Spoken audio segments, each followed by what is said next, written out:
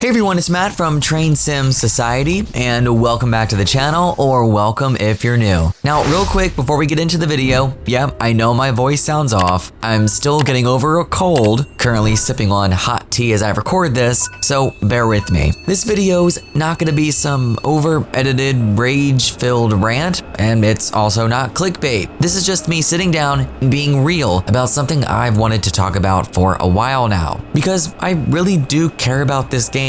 Now, combining the what feels like a million iterations of this game together, I probably have at or around 2,000 hours in it, give or take. If it wasn't already obvious, I love Train Sim World. I play it constantly. Whether I'm covering content for it or not, I've supported it through all the yearly upgrades, all the DLC drops, and all of the maybe this will be the one that fixes it patches. But I gotta be honest, Conductor mode is just not it. And it sucks to say that because when this mode was first released, I was so excited. It felt like we were finally getting something new, a reason to get out of the cab and actually do something on board. But now that it's here and it's been out for quite a while, man, it's just disappointing. So let's talk about what it is, where it goes wrong, and how I personally think Dovetail can still turn it around. Because believe it or not, I do think it's salvageable. So to start off broad, what is Conductor mode? I know most of you watching probably have TSW5, you probably know what it is and you probably use it, but that's not the case for everyone. On paper, a game mode like this sounds like a game changer. You're not driving anymore. You are the conductor. You're responsible for the passengers, for the doors, and for dispatching the train. Your tasks include walking the train, checking tickets, helping keep things in order, and work the platform at every stop. And the best part about it is it's built directly into timetable mode. When choosing an eligible service, simply just click play as conductor. You load into the service, and now instead of staring at signals and gauges, you're walking the coaches and making sure everything's running smooth. Now, that should be amazing. And honestly, the first few minutes kind of trick you into thinking it might be. But then reality hits, and you realize just how shallow this mode really is. Now, let me start with the biggest issue, and it's one that completely breaks the mode across nearly every single route. The passenger system doesn't work. You cannot build a gameplay mode entirely around passengers when the passenger system is this broken. I've done rush hour services with 6-car trains that spawn completely empty. I've checked into full trains and had no tickets to scan. I've reached final stations where not a single passenger gets off.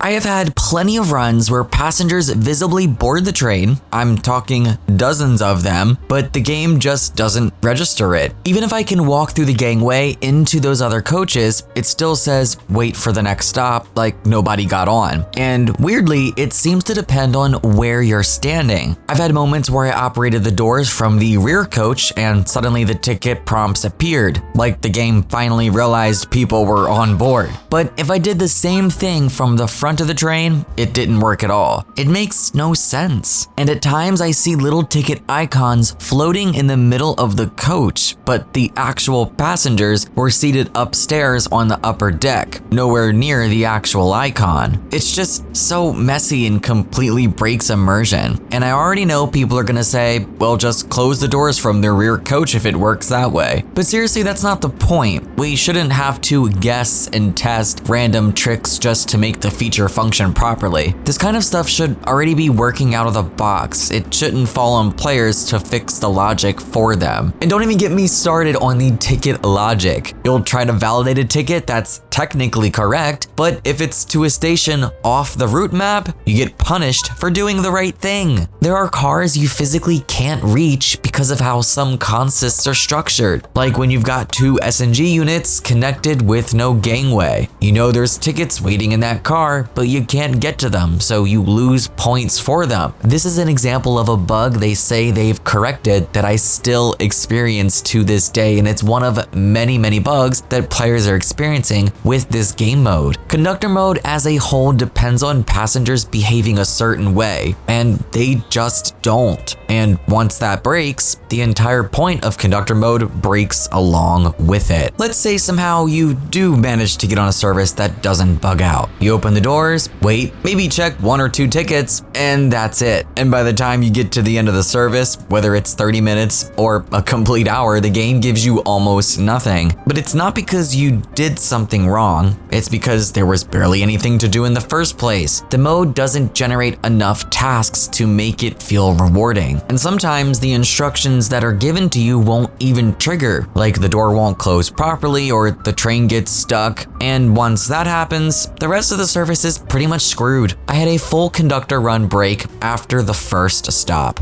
One objective glitched out and nothing else completed after that. Even though I was opening the doors, closing the doors, the train was moving, and even though there were passengers getting on and off, the game wasn't generating any new tickets for me to check, and basically just told me, wait for the next stop. Over and over again for almost an hour. But even when things don't bug out, conductor mode just drags. You start a service, you open the doors, you wait, and wait, and wait.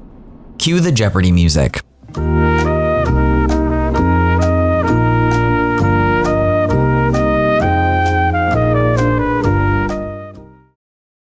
If the route only has a few stops, you're sitting there doing nothing for 10, 20, sometimes 30 plus minutes. There's no events, no random interactions, no surprises to keep you engaged, but you can sit, stare at NPCs, or look out the window at the scenery. I guess that's nice. And to me, that's not really gameplay. And sometimes it's not just about boredom, it's basic stuff that's just missing. I've had conductor runs where I couldn't even sit down on the coach between stops. New York to Trenton, again. You try to sit and the game just ignores it. Probably issues with the real vehicle itself, but still sloppy implementation. And the wild part is, even on busy commuter routes with frequent stops, you're still not guaranteed to have anything to do. I've run services that stop 8+ times and didn't get a single ticket to check until maybe halfway through. And when I finally did, it was just one person. Also, can we talk about platform behavior? I've had passengers standing right past the yellow line, ready to board, and when I open the doors, they either freeze or just walk away. Some of them start pacing in circles or run into each other. The pathing is busted. Animations are janky. It's literally just pure chaos. And a lot of these issues aren't just one route problems either. Every line has its own version of busted, basically. On Frankfurt Fulda, for example, the Dosto coaches don't even align with most platforms. You gotta walk to the edge of the door just to get off and on the train sometimes. And that does matter, especially in a mode where the conductor is supposed to step out and check the platform. That stuff needs to work properly. Now, this is the constructive side of the video. We've talked about the problems and the frustrations that I and many other players are facing. So how do we fix this? What would actually make this mode worth playing? The first thing we need to do is fix the passenger system completely. Now, this has to come first. There's no fixing conductor mode without fixing passengers. They need to spawn logically, board and exit at the right stations, be reachable across all cars, and actually react to what's happening around them. If I can't even check a ticket because the car is inaccessible, don't penalize me for that. And if I finish a route and nobody leaves the train at the terminal, that breaks immersion completely. Secondly, we need more things to do, more than just walking and pressing a few buttons. Let us help passengers with luggage. Yeah, sometimes they leave their luggage on the floor and you have the option to just push it over under the seat, but they could definitely expand on this further. If trains contain overhead luggage compartments, maybe that could be accessible. Maybe resolving seating disputes, escorting disabled riders, make platform announcements, respond to issues that could occur mid-journey. Even something small like pressing a phone to play an automatic announcement would go a long way. Just something to fill that silence, you know?